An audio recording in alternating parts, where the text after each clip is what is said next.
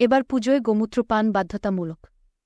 গেরুয়া শিবিরের দাবি ঘিরে বিতর্ক। কংগ্রেস নেতার দাবি, গেরুয়া শিবিরের মেরুকরণের এটি একটি নতুন কৌশল। এই ধর্মীয় রাজনীতি বিজেপি করে থাকে। পাল্টা যুক্তি বিজেপির।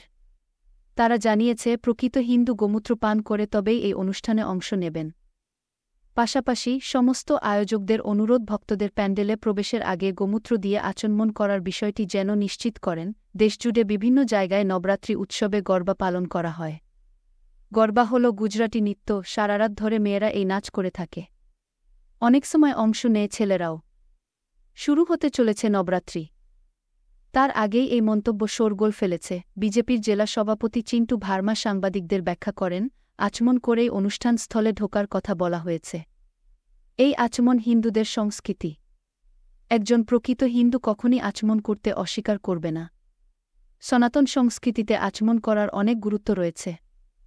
হিন্দু রীতি অনুসারে আচমন হল ধর্মীয় আচার অনুষ্ঠান শুরু করার আগে পবিত্র হওয়ার জন্য মন্ত্রপাঠ করে এক চুমুক জল মুখে দেওয়া। এবার সেইখানে জলের জায়গায় নিতে হবে গোমূত্র। কংগ্রেস, বিজেপি নেতার এই কথাকে একহাত নিয়েছে। কংগ্রেস নেতার দাবি, গেরুয়া শিবিরের মেরুকরণের এটি একটি নতুন কৌশল। এই ধর্মীয় রাজনীতি বিজেপি করে থাকে। পাল্টা যুক্তি বিজেপির। তারা জানিয়েছে, প্রকৃত হিন্দু গোমূত্র পান করে তবেই এই অনুষ্ঠানে অংশ নেবেন। পাশাপাশি সমস্ত আয়োজকদের অনুরোধ, ভক্তদের গরবা প্যান্ডেলে প্রবেশের আগে গোমূত্র দিয়ে আচমন করার বিষয়টি যেন নিশ্চিত করেন। গরবা হচ্ছে, আপনি তাতে সামিল হতে চাইলেন, কিন্তু তার জন্য খেতে হবে গোমূত্র, তবেই পারবেন অংশ নিতে। এমনই ফতোয়া জারি করেছে বিজেপি কর্মীরা। ঘটনাটি ঘটেছে ইন্দোরে। এই খবর প্রচার হতেই শুরু হয়েছে বিতর্ক।